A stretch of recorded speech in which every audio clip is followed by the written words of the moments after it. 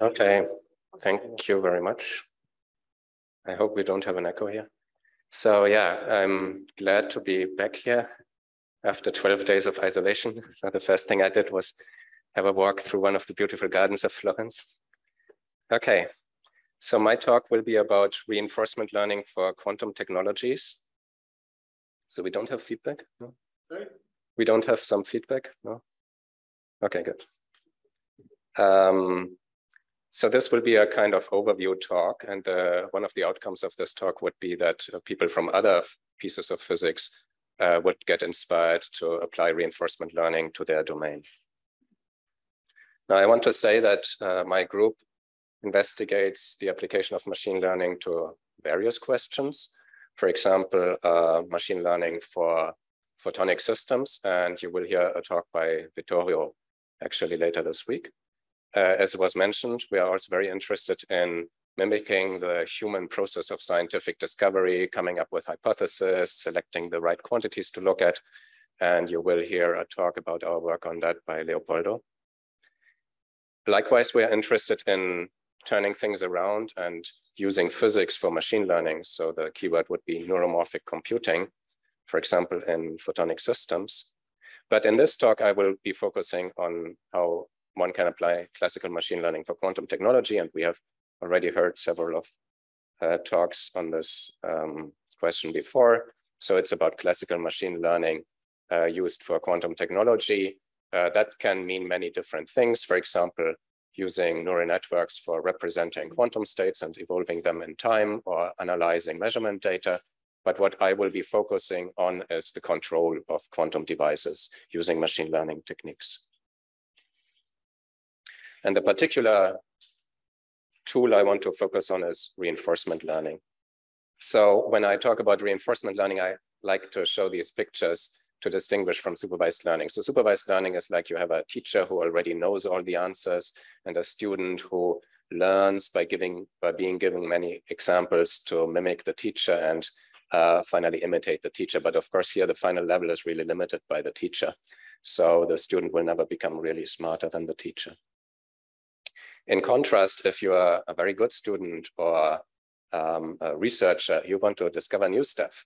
And how do you do that? So one of the ways to discover new stuff is to try out things and see what works. And if it works, you try it out some more and improve on that. And that is the basic principle behind reinforcement learning. And hopefully here, you can get much better than any teacher. You don't need to know, no one needs to know the correct answers before, and the final level could be unlimited. Now, reinforcement learning is a technique that has been around in computer science since already 30 years or so.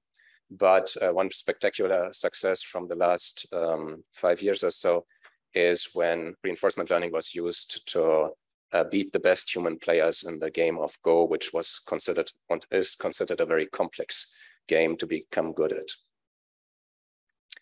Now, the typical picture we have in mind when we talk about reinforcement learning is some kind of world to interact with, the so-called reinforcement learning environment, and then some agent whose task it is to be rewarded for very good performance at some job, interacting with this environment, taking observations and producing actions in response to these observations.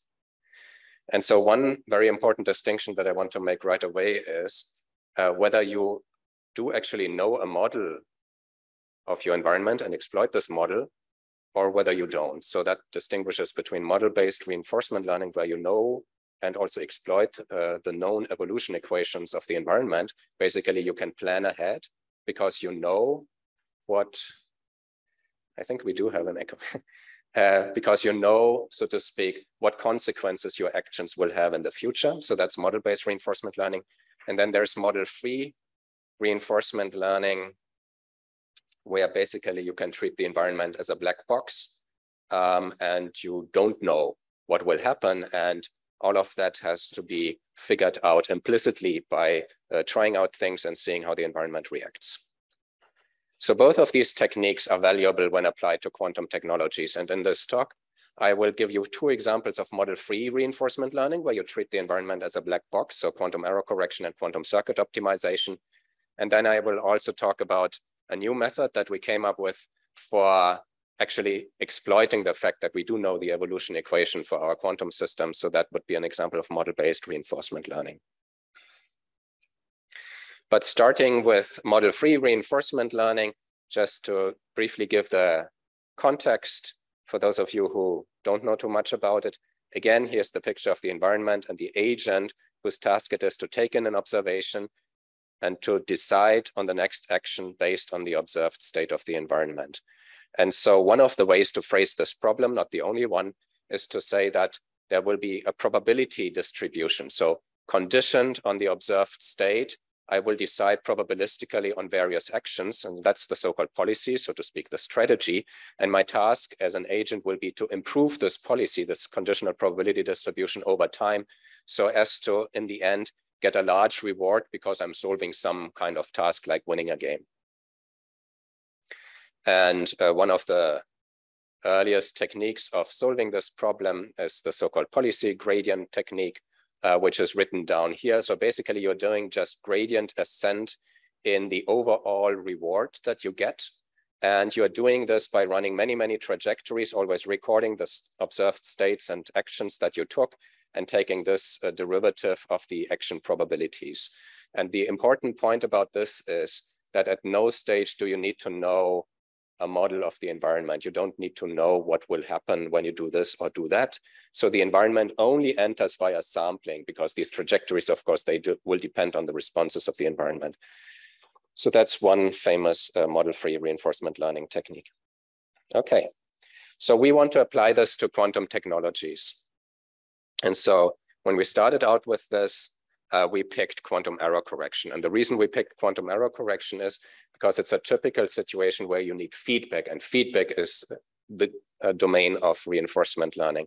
So you measure some things, you decide what this means in terms of an error that might have happened in a quantum device and how you can correct this error. Okay, so to make it more concrete, here's a picture.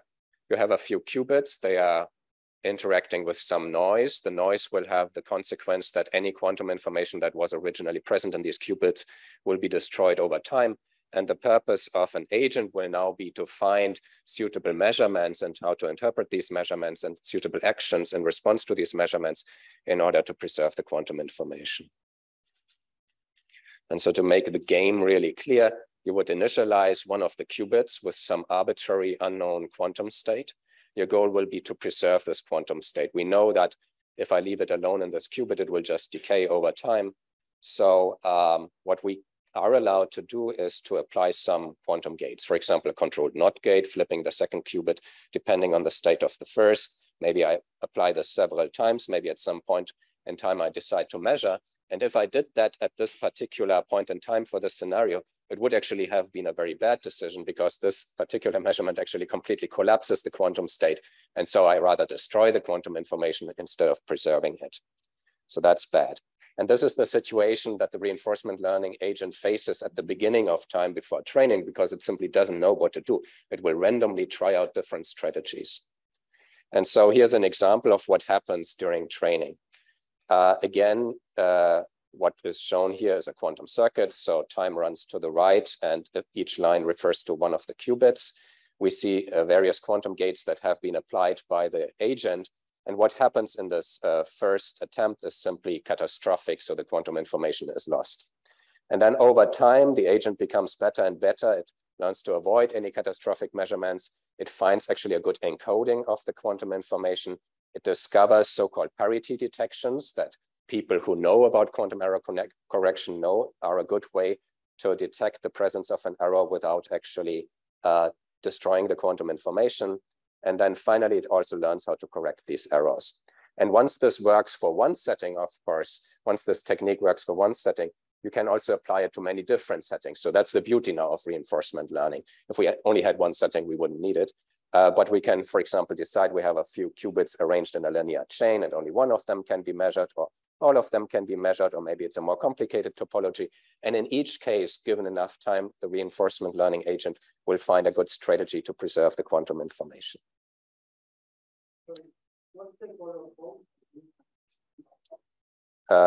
Say it again, please.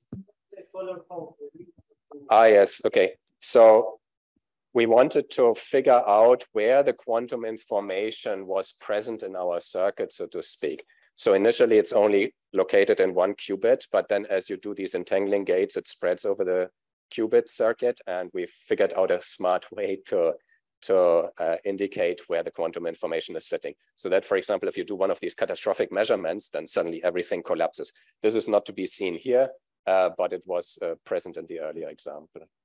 Thanks. Yes, please. So in the case of Go or chess, the optimal strategy is not known, I guess. Yes. It's still not known, right? But in these quantum error corrections, is there an optimal strategy that's known? No, so that's of course also, so in this case also the optimal strategy is not known. What are known are certain concepts that people invented in the 90s, how in general you would do this. But once you want to implement it in a particular setting, we do not know. That of course creates the usual problem that you will never know whether this is already perfectly optimal or not. But that's something we have to live with, just as for these games. So I guess a follow-up question for somebody who doesn't know about this stuff. Are there toy cases where reinforcement learning is trained on some system and the optimal solution is known, and you can see that it discovers it? So not for this particular setting. I guess if we could have simplified the settings sufficiently so that we would be able to prove that this particular strategy is optimal, but we did not do that here. Yeah. Okay, so let's move on unless there are further questions on this part. So what you saw here is already promising, but if you paid close attention, you also saw that the number of qubits was relatively constrained. And the reason is, of course, that we have to run simulations on a classical computer, and we have to run them repeatedly, many tens of thousands of times to train the reinforcement learning agent. So what do you do if you move to these near-scale devices that are now already in the lab with 50 qubits or so? You cannot possibly simulate them. Actually, that's the whole point of the exercise. And so there are still some things that you can do if you're smart enough. And here I will show you one, which is about quantum circuit optimization. So again, you have this now very huge quantum circuit with many qubits running for many gates. And the goal that you have is not to figure out what this quantum circuit does. It's supposed to be already compiled from some given algorithm, and it does what you want it to do. But maybe it does so in an inefficient way. It uses too many gates. And that's, of course, bad, because then there's a lot of time that it spends. That's a lot of time for decoherence to act. So what you want to do is optimize the circuit. And you can do that in an exact fashion. So for example, you can say this particular sequence of gates, if I recognize this, it can be replaced equivalently by only 2 gates. And this is an exact replacement. So the overall unitary will still be exactly the same. And so that gives us a hint of what we could do with these very large scale circuits. So we could just try to apply in a smart way all these transformation rules to compactify the circuit without changing its function. And so that then immediately suggests that you could use reinforcement learning, because you could start with some quantum circuit, you could feed it into an agent, and the agent would have to decide where to apply a transformation. Any transformation is fine, but of course, some transformations will be better because they eventually shrink the whole quantum circuit. And so that will be the goal for which the agent will be rewarded. And so if you can do that, you will have a hardware efficient, autonomous way of improving these quantum circuits. And so let me talk a little bit about how to structure this in terms of a machine learning problem. So what's the input, for example, for the agent? The input is a full quantum circuit. Now that's completely different from what we had before there. The input was maybe the result of a single measurement. The output would be the next quantum gate that you choose.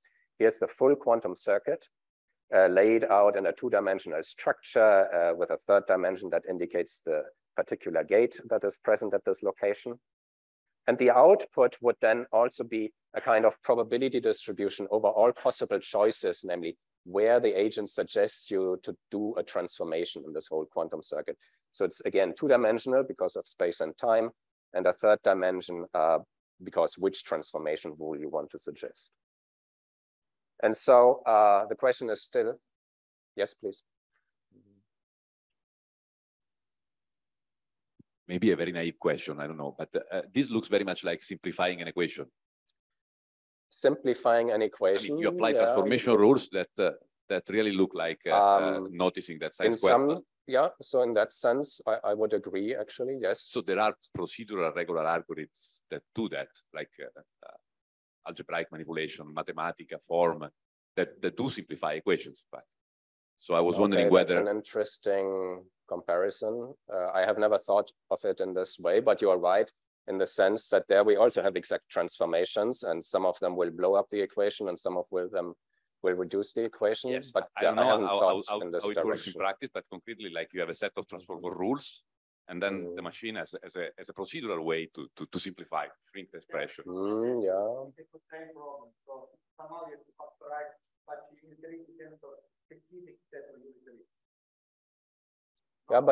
Yeah, but I would agree that on a very general conceptual level is the same.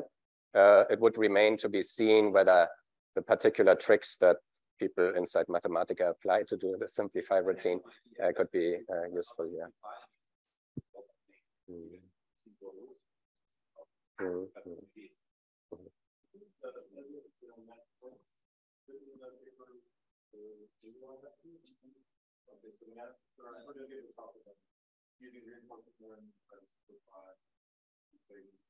I've seen other works, but I really wouldn't do this because they don't do parametric. No. Yeah, it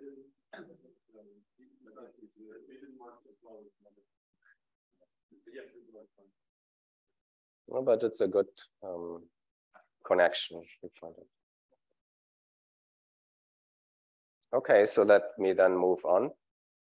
So we still need to train, and the way we train here is to train on random circuits. So you produce a random circuit of randomly picked gates. You maybe shrink it a little bit to make it more compact already. You can blow it up also by our random transformations, and then you ask your agent, please simplify this as much as possible. And here's one of the results. If you then go and test your agent on a circuit for 50 qubits. Now the training has been done on far fewer qubits, yeah, because then you can run many, many more circuits. But since the agent itself has been laid out as a convolutional network, it can then immediately be also applied to larger quantum circuits. And what you see in the background in gray is, so to speak, the unoptimized quantum circuit. And what you see in blue is what the agent was able to make out of that using its transformations. It's very interesting to compare against other methods. So the one general method that we were able to compare against is simulated annealing. So you also have these transformation rules. The energy, so to speak, that you want to lower is the circuit depth or the number of gates. And then a simulated annealing can also try to find the optimum. But simulated annealing has to work individually for each of these circuits. And then you have to run it again for the next circuit, while the reinforcement learning agent, after having been trained on a lot of circuits, has found a smart strategy, and it can be immediately applied to any particular circuit. And so what this means is that after training the agent, it will run only in 3 to 5 hours, whereas simulated annealing will reach the same performance in a week. So there's a clear advantage of reinforcement learning. And so then finally, in the last piece of my talk, I want to switch. I want to switch from model-free reinforcement learning to model-based reinforcement learning. That is where you really exploit that you do know your equations in quantum mechanics. And so that's the domain of quantum optimal control, which has a long history. I don't want to go into it, but basically you have a Hamiltonian with a controllable pulse shape, and you want to optimize this pulse shape, for example, to prepare some desired quantum state. And what you can do is, since you know what are the equations, what is the Schrödinger equation, you can simply differentiate through the equations and immediately do gradient ascent in some target quantity like a state fidelity.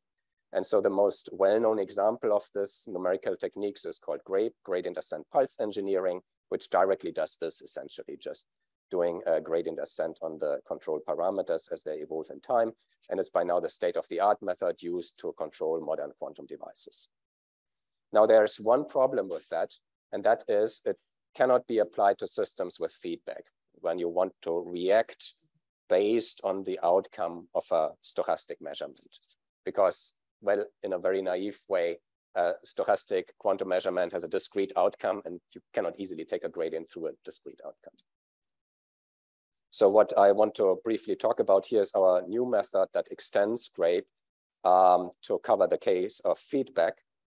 And what you have to have in mind here is that occasionally you have these stochastic discrete measurements, and between those you have smooth evolution through which you can take gradients. So this is just another picture. It looks a little bit like a tree because each measurement could have different outcomes.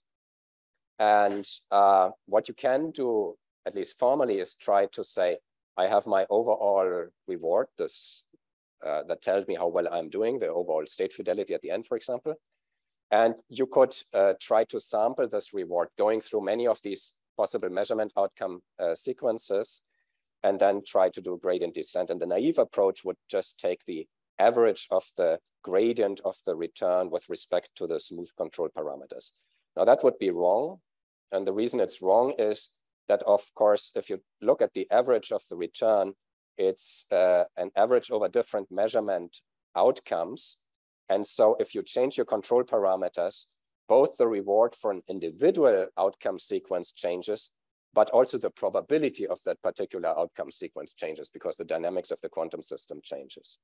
And so if you want to remedy that and carefully go through your math, you'll find that there are actually two terms in the end, this average gradient plus another term that has the reward times the derivative of the logarithmic probability of a particular measurement sequence. And so that is maybe reminiscent of what I told you about in the beginning when we talked about model-free reinforcement learning. So superficially, the mathematics is the same, but conceptually it's very different now because there we were talking about probabilities of the discrete actions of an agent. Here we are talking about the probabilities of discrete outcomes of measurement sequences, which is more a property of the environment, of your quantum environment, of your quantum device. Okay, and so then just briefly, how to encode the controls. For example, you can say, given this particular measurement sequence, what kind of pulse should I apply? You could encode that in a neural network that takes the measurement output as input and spits out the controls that you need. You could also work with a lookup table if there are sufficiently few distinct measurement outcomes. When you want to calculate the gradients, now you can also apply several different tools, and the most convenient we found was automatic differentiation, because in frameworks like TensorFlow these days, you have automatic differentiation available, and if you calculate your dynamics, including the probabilities of measurement outcomes inside these frameworks, then you can easily take gradients through everything. And so that just very briefly, we demonstrated the power of this in a scenario that is close to actual applications, namely a qubit inside a cavity. And so if we only have the qubit in the cavity, the beauty of this is that there is a known solution to prepare an arbitrary quantum state of the cavity, a known analytical solution from the 90s. And so we can compare against that in this case where we don't yet have feedback. And so there's a very interesting remark to be made here, namely, if you do apply these powerful model-free reinforcement learning techniques that I was talking about in the beginning, so that you take off the shelf from the computer scientists, they actually get stuck here. They get stuck very, very easily. And that was actually our initial motivation to try these model-based approaches rather instead, and they work very nicely here. So that would be, so to speak, GRAPE, if you want, applied to this problem, still without feedback. And now we can switch on feedback, because now we have our new tool that combines GRAPE with feedback. For example, we can introduce yet another qubit that can be measured and will indirectly tell us something about the quantum state of the cavity. I skipped the details here, but what you will then have in the end is a sequence of operations. One of them will represent the measurement that you can still change, for example, deciding how strongly you will couple the measurement qubit in the cavity, and there will be other unitaries that you can use for your control.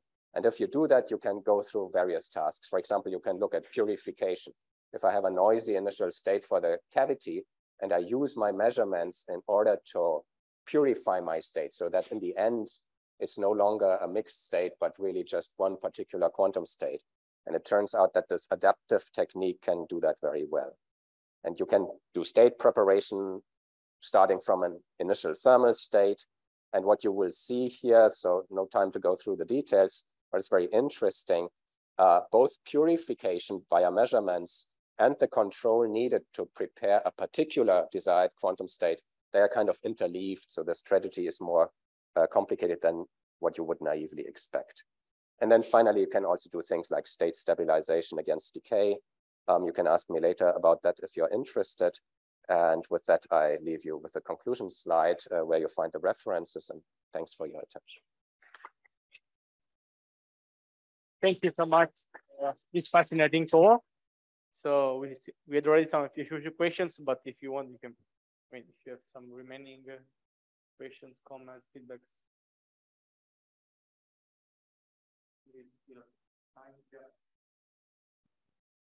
Hey, Florian, thank you for the awesome talk.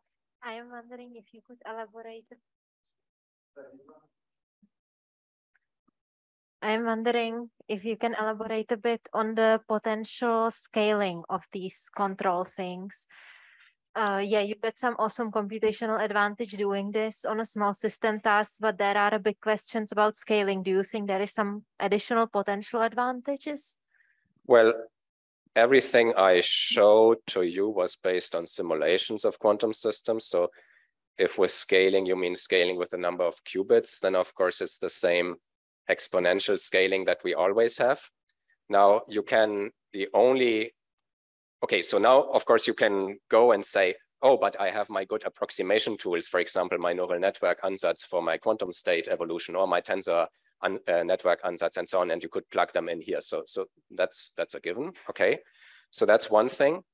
There's also another maybe work of ours that I want to advertise, recent work. So if you can run an experimental quantum system, maybe even a quantum many-body system many times under random driving, you can teach a neural network to predict the time evolution of the observables that you do care about under random driving, which means arbitrary driving, and then you will maybe never need to talk about the quantum state evolution itself, but still you have a neural network giving you a good prediction. So that could be plugged in here as well. And then finally, of course, you could go away from simulations. So the beauty, at least of the model-free approaches, is that in principle, they could be applied to experiments. There's still always the, so of course, that doesn't work on this very conceptual level of the quantum circuit optimization, but it could work for tasks like this quantum error correction. And there I should mention that we are starting to do that together with the group of Andreas Wallraff in Zurich, at the moment still on a very simplified level, so with a single qubit instead of these many qubits. But in principle then, at least on the side of the evolution, you get rid of the bad exponential scaling. What remains to be seen, though, is whether in terms of discovering strategies, there's still an exponential scaling. That will depend very much on the precise task that you're trying to solve. Other questions? Yes.